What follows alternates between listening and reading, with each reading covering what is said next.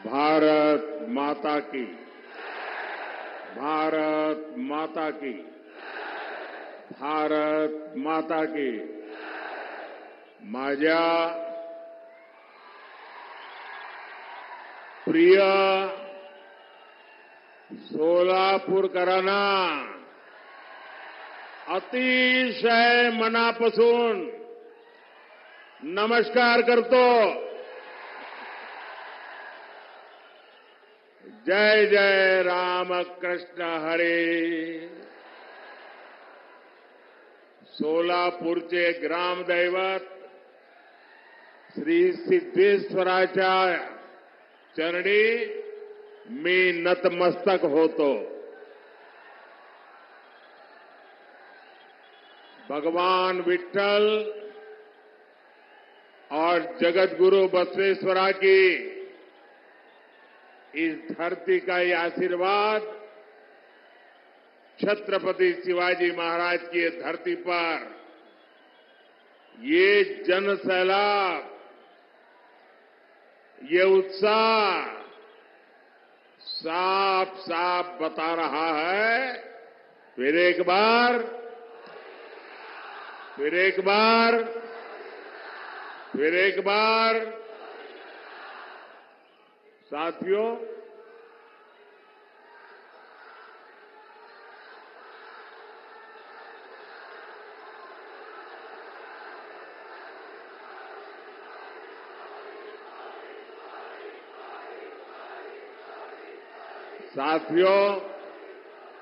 ये सोलापुर का प्यार देखिए। ये 2024 में मैं दूसरी बार आपके पास आया, लेकिन साथियों,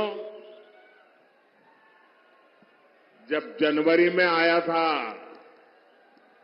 तब कुछ लेकर के आया था। आपके हकों को पूरा करने के लिए आया था, कुछ देने के लिए आया था। लेकिन आज मैं आपसे कुछ मांगने के लिए आया हूं, और मांगने के लिए इसलिए आया हूं कि आगे मैं बहुत कुछ देना चाहता हूं। और मुझे धन दौलत नहीं चाहिए, मुझे यश कीर्ति नहीं चाहिए, मुझे आपके आशीर्वाद चाहिए। और मैं आपसे आशीर्वाद मांगने के लिए आया हूं। साथियों, इस चुनाव में आप अगले 5 वर्ष के लिए विकास की गारंटी को चुनेंगे। दूसरी ओर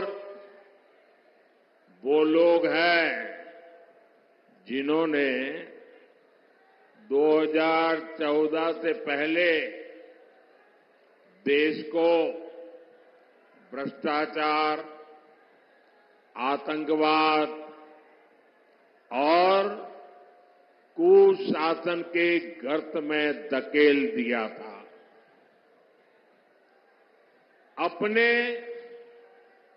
कलंकित इतिहास के बाद भी कांग्रेस फिर से देश की सत्ता हथियाने का सपना देख रही है। इन्हें अंदाजा ही नहीं कि पहले 2 चरण के चुनाव में ही इंडी अगाड़ी का डिब्बा गोल हो चुका है। भाइयों बहनों, एक और आपका ये सेवक मोदी सर झुका करके आपके पास आता रहता है।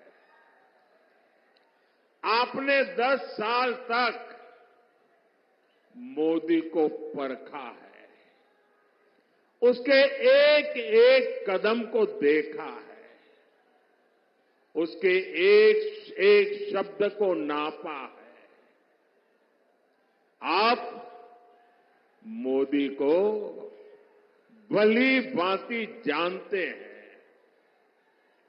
दूसरी ओर इंडी अगाड़ी में नेता के नाम पर महायुद्ध चल रहा है। अब मुझे बताइए भाई, इतना बड़ा देश जिसका नाम तय नहीं है, जिसका चेहरा पता नहीं है, क्या इतना बड़ा देश उनके हाथ में आप दे सकते हैं क्या? कोई गलती से भी दे सकता है क्या? भाइयों बहनों, ये लोग इन दिनों सत्ता हथियाने के लिए देश तो बंटवारे करते ही रहे हैं। अब एक नया फॉर्मूला लाए हैं। ये फॉर्मूला लाए हैं 5 साल में 5 पीएम, हर वर्ष 1 पीएम।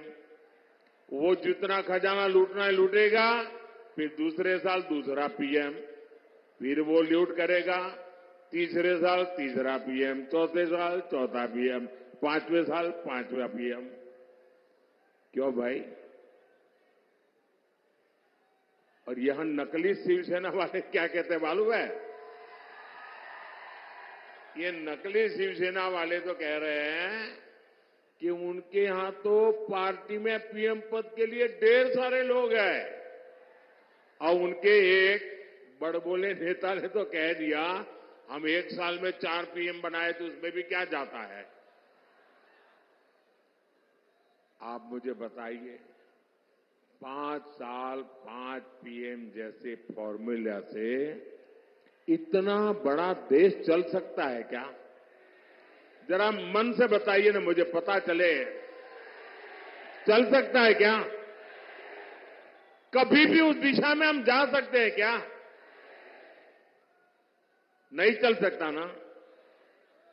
लेकिन उन्हें अब यही एक रास्ता बचा है सत्ता हथियाने का, क्योंकि उन्हें देश नहीं चलाना है, उन्हें आपके भविष्य की चिंता नहीं है, उन्हें तो मलाई खानी है, मलाई। भाइयों और बहनों, ये हमारा महाराष्ट्र सामाजिक न्याय की धरती है। इस धरती ने ज्योतिबा फुले, सावित्रीबाई फुले, बाबा साहब आंबेडकर के रूप में ऐसी महान संतानें दी हैं जिन्होंने समाज के सबसे कमजोर वर्गों को ताकत दी, प्रेरणा दी। आपने कांग्रेस के 60 साल का शासन भी देखा है, और आपने मोदी के 10 साल का सेवा काल भी देखा है। पिछले 10 वर्षों में सामाजिक न्याय के लिए जितना काम हुआ, उतना आजादी के बाद इसके पहले कभी नहीं हुआ था। भाइयों और बहनों, कांग्रेस ने अपने 60 वर्षों में जो उनको सत्ता भोगने का अवसर मिला था, एससी, एसटी, ओबीसी वर्ग के हर हक को रोकने का निरंतर प्रयास किया, और उसके पीछे उनकी फिलॉसफी थी। उनकी फिलॉसफी ये थी कि इनको ऐसे ही रहने दो ताकि वो हमारे आश्रित रहे, और जब चाहे तब हम उनसे जो वोट चाहिए वो लेते रहे। जानबूझ करके ऐसा किया, लेकिन मोदी का तो आपका दिल का नाता है, दिल का।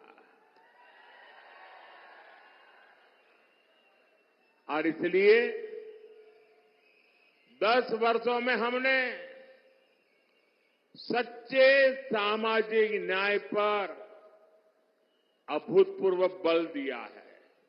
और मैंने एक बार कहा था सोलापुर में, मेरे यहां अहमदाबाद में जो मिल मजदूर थे, उसमें हमारे पद्मशाली समाज के लोग बहुत थे। और कोई हफ्ता मेरे जीवन में ऐसा नहीं गया होगा कि मुझे किसी न किसी पद्मशाली परिवार ने भोजन न कराया हो। और एक प्रकार से मैं उनका नमक खा करके बड़ा हुआ हूं। और आज मैं जो गरीबों की सेवा कर रहा हूं ना, मैं उनका कर्ज चुका रहा हूं। हमने ओबीसी कमीशन को संवैधानिक दर्जा दिया। मेडिकल की परीक्षा में ओबीसी आरक्षण लागू किया। ये भाजपा है जिसने एससी एसटी के आरक्षण में जो पॉलिटिकल आरक्षण होता है वो हर 10 साल में बढ़ाना होता है। पहले अटल जी की सरकार को मौका मिला था, उन्होंने 10 साल बढ़ाया। फिर मोदी को मौका मिला, हमने भी 10 साल बढ़ाया। हमने किसी का भी हक छीने बिना न दलित का हक छीना, न आदिवासी का हक छीना, न ओबीसी का हक छीना, लेकिन सामाजिक न्याय के उत्तम व्यवहार को लेते हुए हमने जो सामान्य वर्ग के गरीब लोग हैं, उन सामान्य वर्ग के गरीब लोगों को न्याय देने के लिए 10% आरक्षण उनको भी दिया। और देश में कोई आग नहीं लगी, पुतले नहीं जले। इतना ही नहीं, इस देश के सभी दलित नेताओं ने उसका भरपूर जो स्वागत किया। हमारा सामाजिक न्याय का तरीका समाज में विभेद पैदा करने का नहीं है, समाज को जोड़ने का है। आज देखिए, मेडिकल की, इंजीनियरिंग की पढ़ाई में हमने एक बड़ा क्रांतिकारी निर्णय किया है।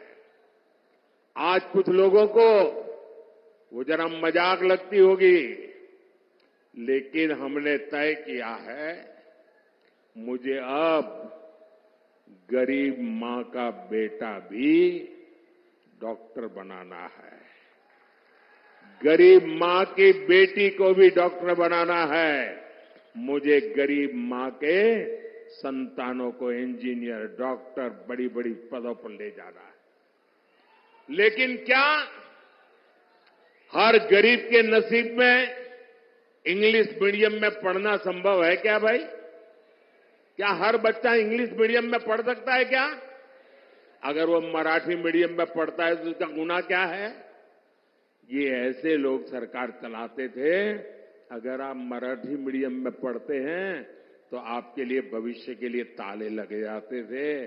मोदी ने सामाजिक न्याय के लिए कह दिया, अब डॉक्टर बनना है तो भी मराठी भाषा में बन सकते हो, इंजीनियर बनना है तो भी मराठी भाषा में बनकर सकते हो, अंग्रेजी नहीं आएगी तो भी आप देश चला सकते हो। भाइयों बहनों, ये मोदी का सपना है। साथियों, कांग्रेस कभी नहीं चाहती थी कि देश में दलित, आदिवासी और ओबीसी लीडरशिप देश का नेतृत्व करे। ये वही कांग्रेस है जिसने डॉक्टर बाबा साहब आंबेडकर से लेकर के बाबू जगजीवन राम जी तक हर दलित नेता का अपमान किया। बाबा साहब को भारत रत्न भी तब मिला जब बीजेपी से सहयोग के केंद्र में कांग्रेस विरोधी सरकार चलती थी।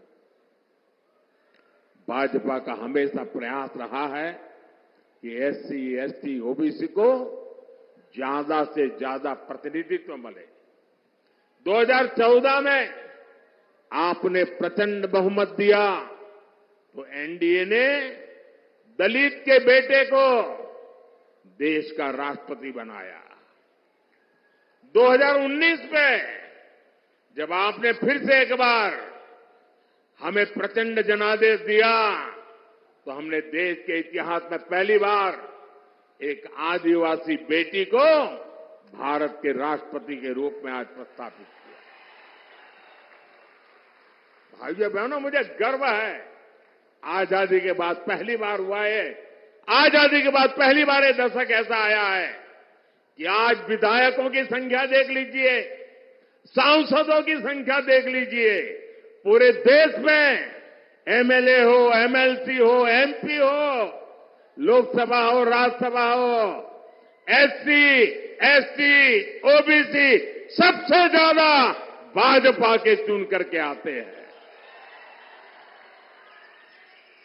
आज केंद्रीय मंत्रिमंडल में 60%, 60% इन्हीं वर्गों से आए हुए लोग केंद्र के मंत्री हैं और देश को नई ऊंचाई पर ले जा रहे हैं। आज कांग्रेस और इंडी अगाड़ी वाले ओबीसी प्रतिनिधित्व के नाम पर झूठ फैला रहे हैं। असल में इन लोगों की खुद की सच्चाई देश के सामने आ गई है और इससे ये बौखलाए हुए हैं, परेशानी हो रही है। आपने देखा होगा इस पूरे चुनाव में कि इंडी अगाड़ी के जितने लोग हैं उनके भाषण का मुद्दा क्या है? देश का कोई मुद्दा है? सिर्फ और सिर्फ मोदी को रोज नई गाली देना। पूरी डिक्शनरी उन्होंने खोल के रख दी है। नई नई गालियां रोज निकालते रहते हैं। अरे भाई, कुछ देश के लिए तो बोलो। नहीं, उसके पास विजन नहीं जी। हमारे पास विजन भी है और ये जीवन भी है विजन के लिए खपाने के लिए। साथियों, दशकों तक कांग्रेस ने एससी, एसटी, ओबीसी के साथ जिस तरह से विश्वासघात किया, उससे ये सभी कांग्रेस और इंडी अगाड़ी से पूरी तरह छिटक चुके हैं। इस वजह से कांग्रेस और इंडी अगाड़ी वाले बुरी तरह बौखला गए हैं। इसलिए लोग लगातार झूठ फैला रहे हैं। संविधान बदल देंगे, आरक्षण खत्म कर देंगे। मैं पहले ही कह चुका हूं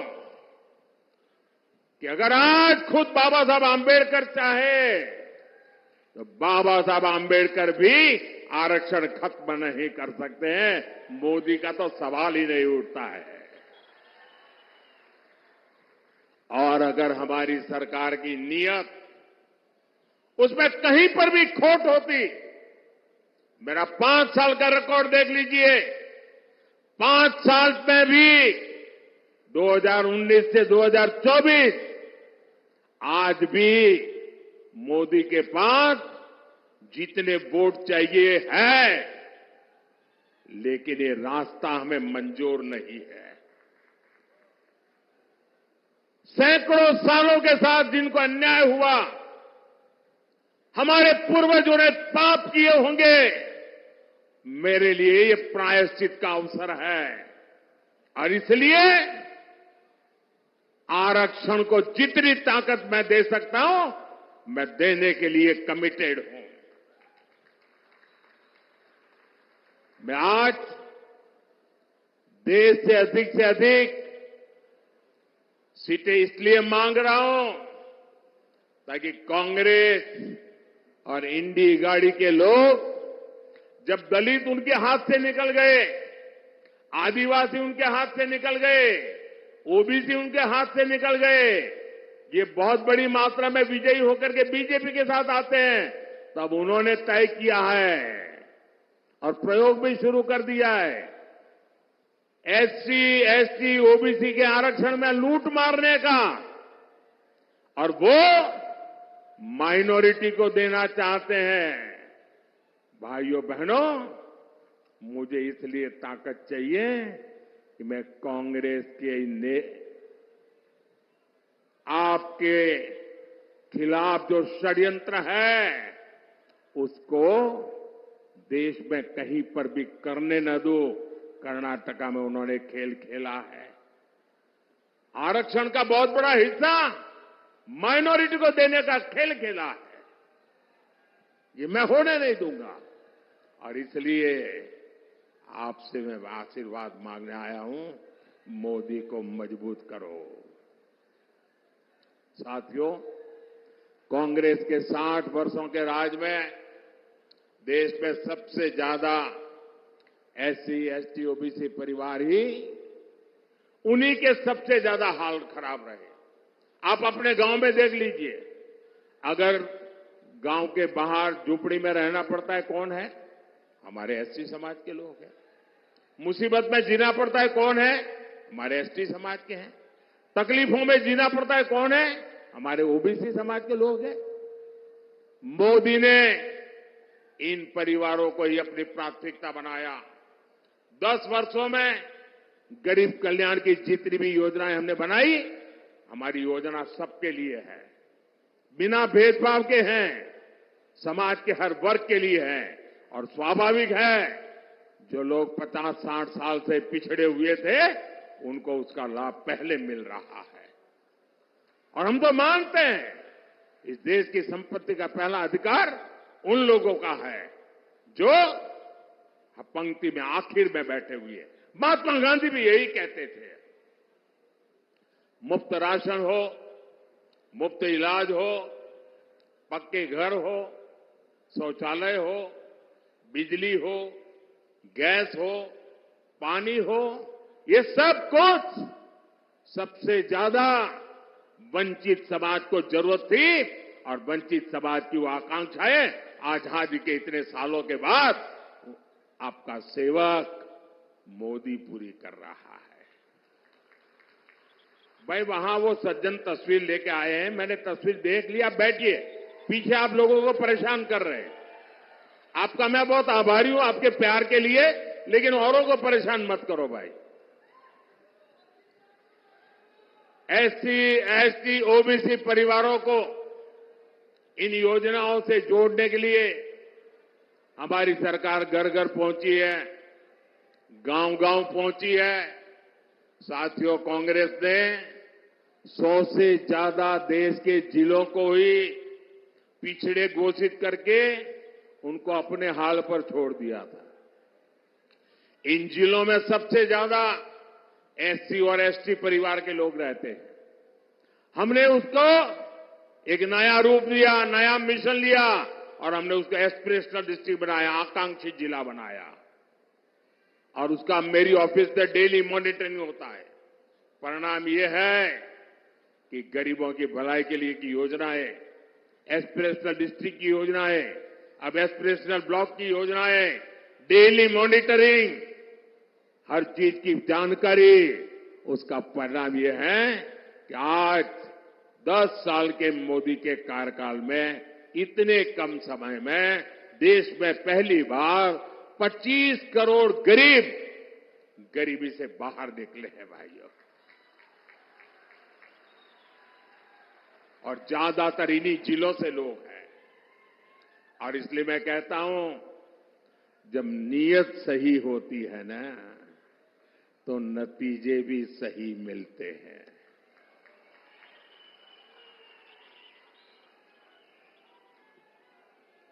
साथियों, भाजपा का सामाजिक न्याय का एक और उदाहरण वाइब्रेंट विलेज प्रोग्राम भी है। अगर मोदी की नजर कांग्रेस की तरह सिर्फ वोट बैंक पर होती, तो सीमा के जो गांव है, जिनको ये लोग आखिरी गांव कहते थे, मैं उनको सबसे पहले कहता हूं गांव। दुनिया के किसी को देश को एंट्री होना है ना, सूरज की पहली किरण भी वहीं आती है जी। और सूरज डूबता है तो आखिरी किरण भी वहीं से आती है। गांव के लिए वाइब्रेंट विलेज प्रोग्राम क्यों चलता है? वहां तो वोटर ही नहीं है, इन्हें वोटर है। लेकिन मेरे लिए वोटर मायने बाद में रखता है, पहले वो मेरे देश का नागरिक है। मेरे देश का 140 करोड़ नागरिक में से एक है वो मेरी सीमा का प्रहरी है। अगर मोदी की नजर कांग्रेस की तरफ सिर्फ वोट बैंक पर होती तो 24,000 करोड़ रुपए की पीएम जनमन योजना बना करके आदिवासियों में भी जो सबसे पिछड़ी जनजातियां हैं उनके लिए अलग से योजना न बनाता और उनके कल्याण के लिए काम न करता। ये वोटर ज्यादा नहीं है, संख्या कम है, लेकिन मेरे देश के आखिरी व्यक्ति को भी मैं मजबूत बनाना चाहता हूं। हमने विश्वकर्मा योजना लाए, जिनके हाथों में सामर्थ्य है, जिनकी उंगलियों में सामर्थ्य है, ऐसे देश में लाखों लोग हैं। ऐसे मेरे विश्वकर्मा साथी एससी समाज में, एसटी समाज में, ज्यादातर ओबीसी समाज है। 60 साल में कांग्रेस ने कभी पूछा नहीं। मोदी ने पहली बार इन साथियों के लिए 13,000 करोड़ रुपए की पीएम विश्वकर्मा योजना बनाई है।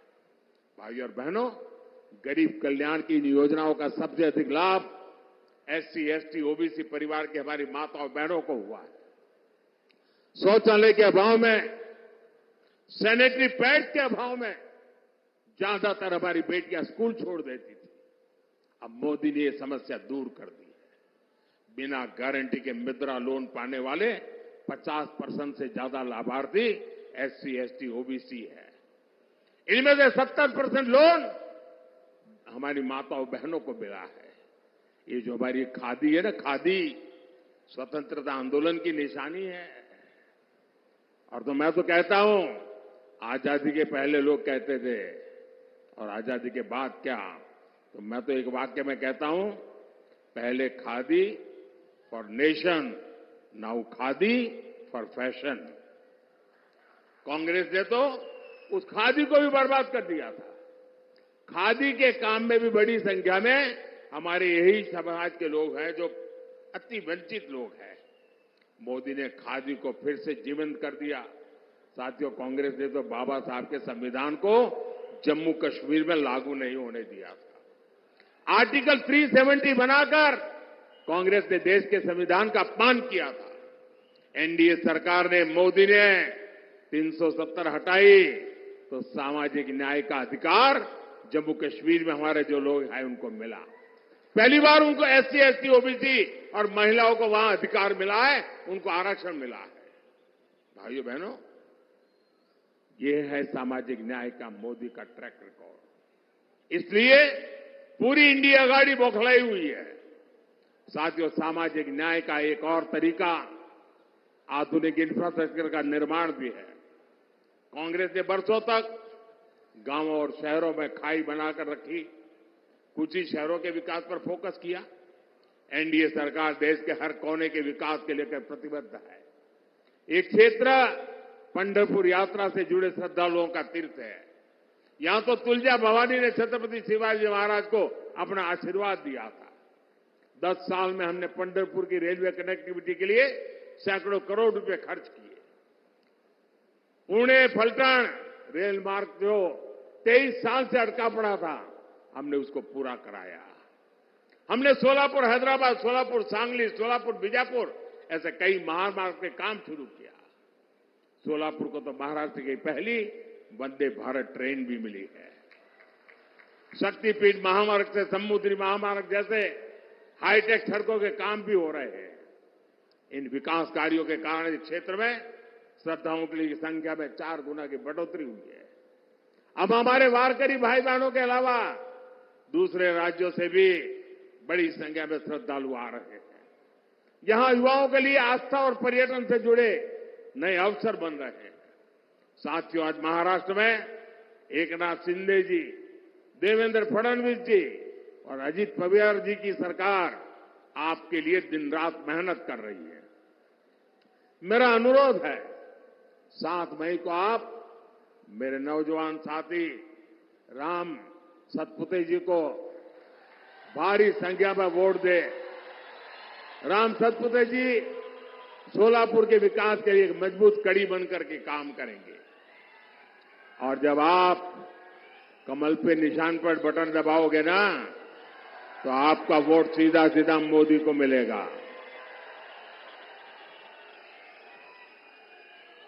तो ज्यादा से ज्यादा मतदान कराओगे, हर पोलिंग बूथ जीतोगे, पुराने सारे रिकॉर्ड तोड़ोगे, जब मेरा एक और काम करोगे यहां से अपने परिचितों को जाकर के मिलना, उनके घर जाना, उनको कहिएगा कि मोदी जी सोलापुर आए थे, आपको प्रणाम भेजा है। मेरे प्रणाम पहुंचा देंगे। मेरे साथ बोलिए भारत माता की, भारत माता की जय श्री राम, जय श्री राम।